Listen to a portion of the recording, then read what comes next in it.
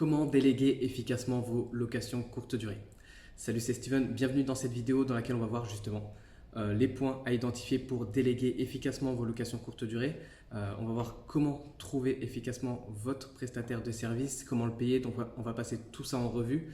Et c'est vrai que c'est une question qui revient assez souvent. La partie de délégation, quand on se lance dans la location courte durée, ou même quand on fait cette activité depuis un petit moment déjà, on cherche à optimiser tout son système de gestion, notamment autour de la délégation et partiellement possible aussi l'automatisation. Donc là, ce qu'on va voir, c'est justement tout ce qu'on va voir autour de la partie délégation. Et ça tombe bien parce que moi-même, récemment, j'ai changé de prestataire, donc je vais pouvoir vous partager comment je l'ai trouvé, comment je le rémunère, enfin, comment ça marche de manière générale. Et du coup, voilà, donc c'est ce qu'on va voir dans cette vidéo. Avant de rentrer dans le vif du sujet, il est important d'identifier deux choses avant de choisir votre prestataire de ménage, sans quoi, si vous n'identifiez pas ces deux choses-là, ça ne sert à rien de vous lancer parce que vous serez perdu et vous allez perdre du temps et ça ne va pas faire en sorte de vous trouver les solutions nécessaires le plus rapidement possible. Tout d'abord, la première, c'est identifier quels sont vos objectifs quand vous vous lancez dans la location courte durée. On a tous des objectifs différents. Certains vont chercher seulement à générer un complément de revenus, d'autres vont chercher à atteindre l'indépendance financière grâce à cette activité. Va falloir aussi identifier combien de temps vous pouvez y consacrer à cette activité de location courte durée. Donc rien que par rapport à cette première question, bien identifier vos objectifs parce que c'est de là que va découler aussi votre choix, votre niveau de délégation, votre choix de prestataire et de délégation par la suite. Deuxième chose à vous demander avant de déléguer vraiment, c'est quel rôle vous voulez avoir pour la gestion de vos locations courte durée. Donc ça aussi, c'est quelque chose qui est beaucoup négligé par les personnes qui se lancent dans cette activité. Il faut comprendre qu'il y a plusieurs pôles de gestion dans votre activité. Il y en a essentiellement trois. Donc ça va être déjà, la première partie, ça va être la partie commercialisation, mise en avant de l'annonce, la stratégie tarifaire. Donc voilà, cette partie-là à piloter. Deuxième partie à piloter, c'est tout ce qui va être la gestion des voyageurs, du moment de la réservation jusqu'au moment de son arrivée et puis même l'après. Donc tout ce qui va être communication, envoi des informations, possibilité aussi de faire le check-in, check-out. Donc ça, il faut l'identifier, même s'il y a des solutions aujourd'hui pour automatiser l'ensemble de ces tâches qui sont chronophages. D'ailleurs, je mettrai en lien sous cette vidéo une vidéo dans laquelle je vous partage comment mettre en place l'outil que j'utilise qui me permet aujourd'hui d'automatiser l'ensemble de mon système de mes locations courte durée qui me permet aujourd'hui d'être libre et d'y passer moins de 30 minutes par semaine. Donc je vous mettrai en lien sous cette vidéo la démonstration de cet outil qui s'appelle un Channel Manager. Du coup voilà, donc c'est vraiment identifier ce pôle-là, commercialisation, communication avec le voyageur et aussi la partie logistique. Donc la partie logistique, c'est tout ce qui va être ménage, linge sur place essentiellement, réapprovisionnement aussi de manière optionnelle. Donc une fois que vous avez identifié le rôle par rapport également au temps que vous allez y consacrer, le rôle que vous voulez avoir dans vos locations courte durée, à partir de là, vous allez déjà pouvoir plus facilement trouver, identifier à quel prestataire de service faire appel. Donc par rapport au prestataire de service, il faut savoir qu'il va y avoir trois niveaux de délégation possibles. Parmi ces trois niveaux, ça va du niveau de délégation où vous n'avez rien à faire à celui où potentiellement vous allez avoir un minimum d'actions à réaliser pour gérer efficacement vos biens. Donc on va partir sur le fait où vous n'avez pas à vous prendre la tête, où vous souhaitez une délégation totale. Donc pour ça, en général, on va faire appel à une conciergerie, à des structures de type conciergerie.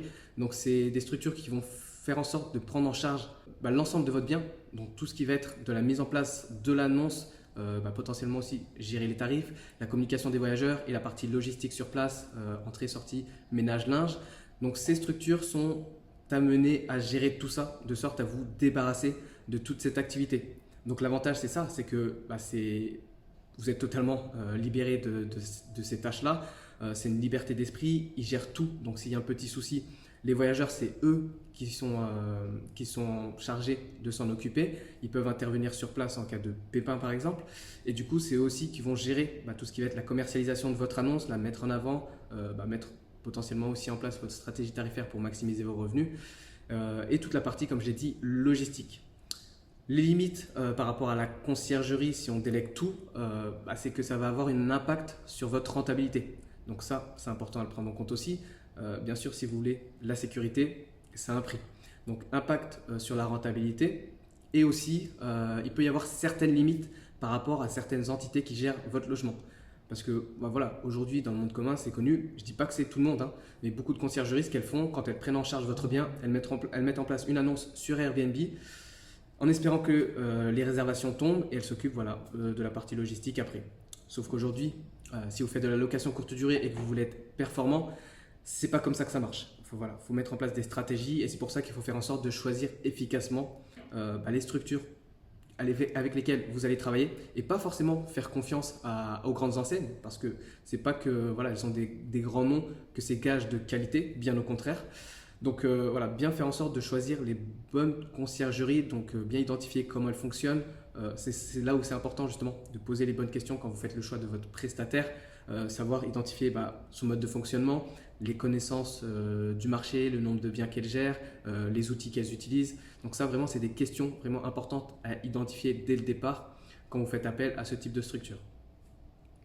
Ensuite, deuxième niveau de délégation, ça va être une délégation plus partielle du coup, où vous allez vous potentiellement gérer la partie commercialisation, donc mise en place de l'annonce, gérer les tarifs et la partie communication des voyageurs et déléguer uniquement la partie logistique. Là par exemple aujourd'hui, jusqu'à présent c'est comme ça que je marchais moi pour mes appartements, sachant que comme je l'ai dit, j'automatise l'essentiel de cette partie communication, donc tout ce qui est de la prise en charge du voyageur du moment de sa réservation jusqu'à son départ, avec également la mise en place de boîtes à clés.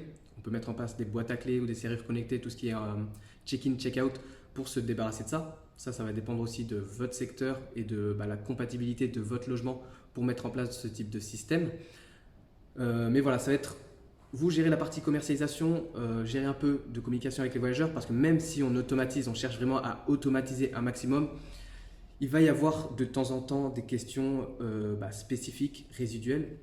Même si vous mettez en place vraiment le système le plus complet, ça arrive. Ça arrive très rarement. Aujourd'hui, moi, ça m'arrive très rarement. Au début, ce n'était pas le cas parce que je n'avais pas encore en place ce système. Mais vous pouvez, en général, si vous automatisez l'ensemble de vos locations courte durée, vous débarrasser de près de plus de 95% de toutes ces tâches chronophages. Donc en utilisant, comme je disais, le Channel Manager qui va vous permettre déjà de synchroniser les prix, les calendriers, les tarifs, mettre en place tout un système de communication pour faire en sorte de vous débarrasser des tâches chronophages, comme je vous le disais. Et après, en parallèle, avoir un prestataire de service qui gère uniquement la partie logistique sur place, ménage, linge. Donc ça, c'est une deuxième forme.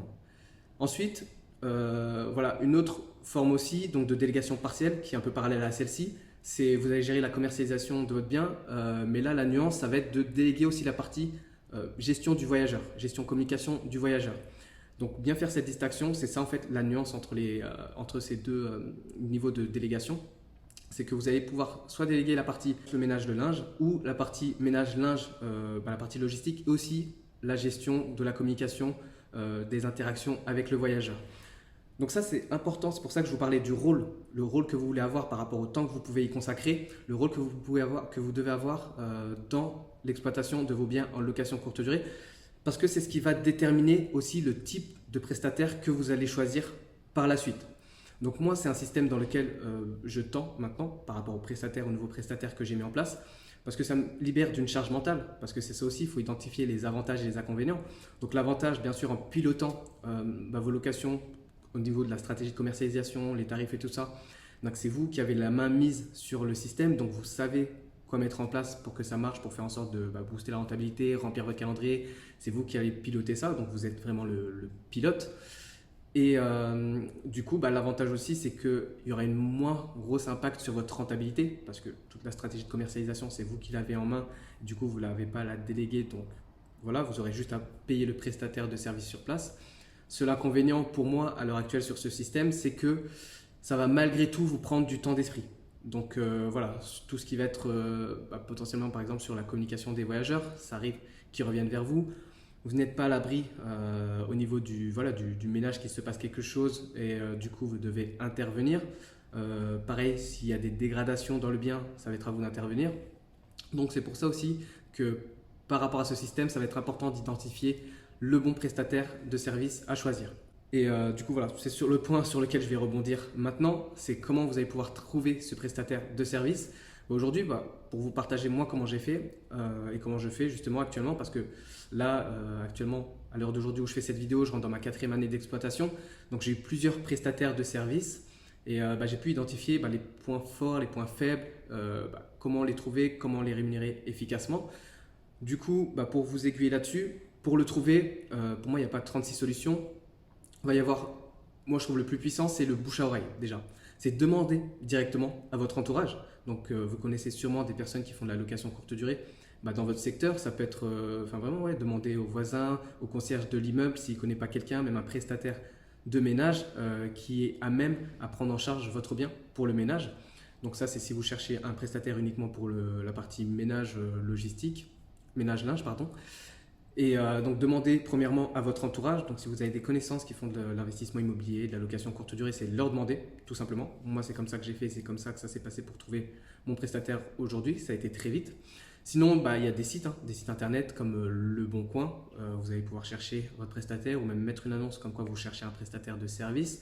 Il va y avoir des sites un peu qui mettent en relation des voisins qui cherchent à travailler, avoir un complément de revenus pour gérer votre bien, pour piloter votre bien, en termes de logistique. Du coup, vous pouvez trouver sur ces sites spécialisés. Je sais qu'il y a des sites comme Je Me Propose, il y en a d'autres qui existent, je n'ai plus les noms en tête.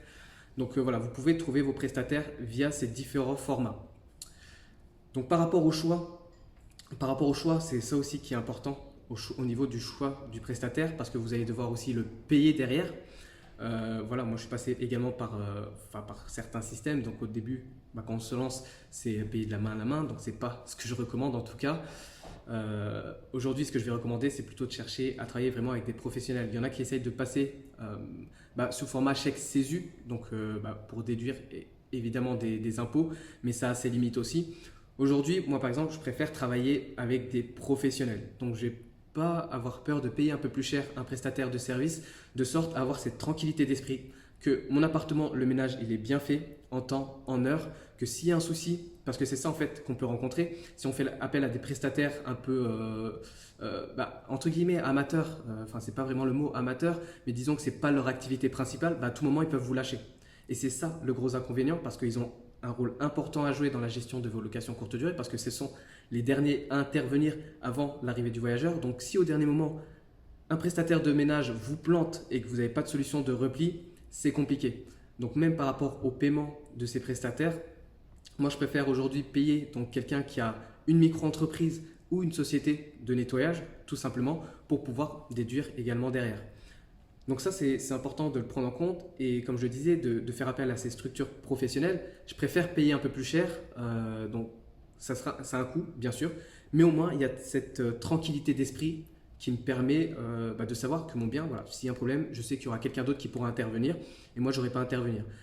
Et il ne faut pas avoir le problème du coût, parce que là je vois aussi beaucoup de personnes qui cherchent à baisser un maximum leurs charges au niveau du prestataire de ménage. Au contraire, moi je vais vous encourager à le valoriser, pas non plus dépenser des milliers et des cents, mais le valoriser, parce que c'est une pièce maîtresse essentielle dans l'assurance du développement de votre activité de location courte durée. Donc ça ne sert à rien de chercher à brader absolument vos prix, parce que si vous ne la valorisez pas, cette personne, à tout moment elle peut partir, elle va chercher autre chose à faire.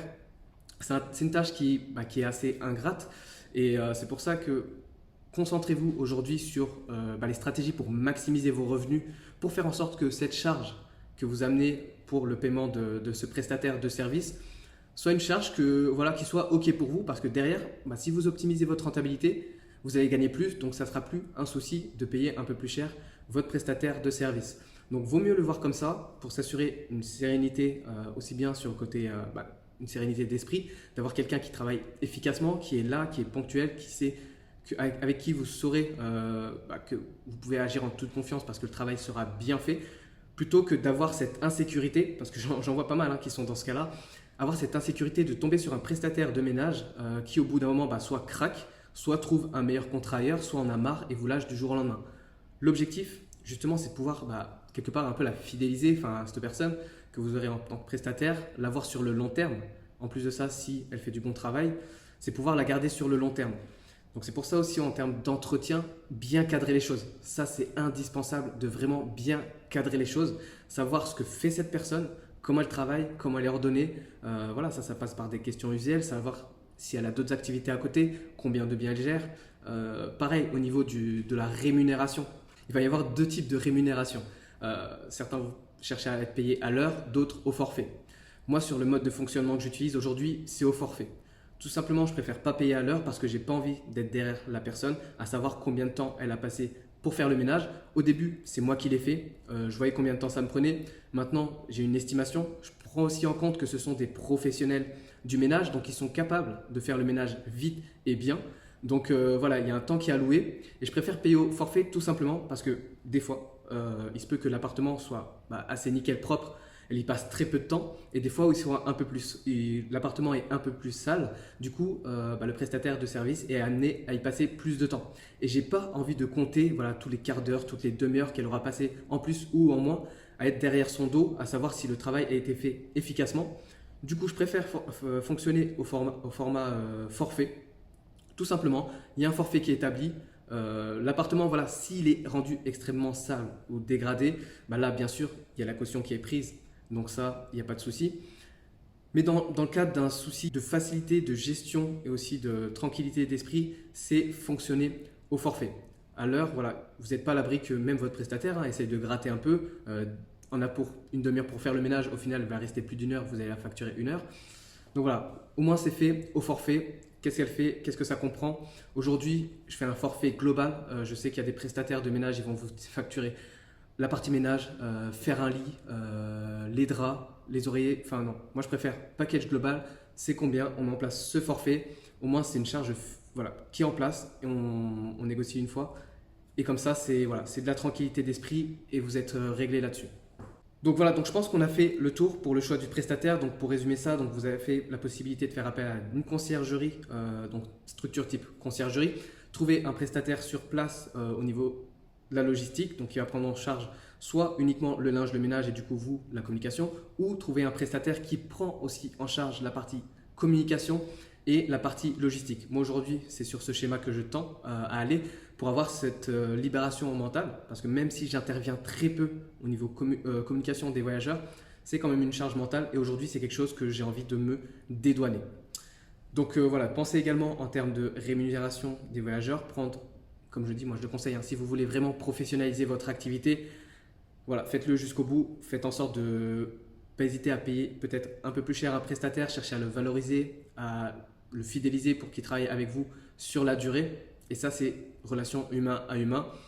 Et voilà, c'est comme ça que ça marche et c'est pas autrement. Donc voilà, donc dites-moi, ça m'intéresse aussi de savoir votre impression sur voilà, la délégation. Qu'est-ce que vous mettez en place pour déléguer ou qu'est-ce que vous avez pour projet de mettre en place pour déléguer efficacement vos locations courte durée, conciergerie, déléguer la partie logistique sur place. C'est quoi vos difficultés également? Et si ça vous intéresse, je vous mettrai en lien sous cette vidéo une vidéo dans laquelle je vous partage les 7 leviers d'action sur lesquels vous allez pouvoir travailler pour exploser vos revenus et automatiser à 100% vos locations courte durée. Donc si ça vous a plu également, pensez à liker et partager cette vidéo et puis on se retrouvera dans une prochaine vidéo.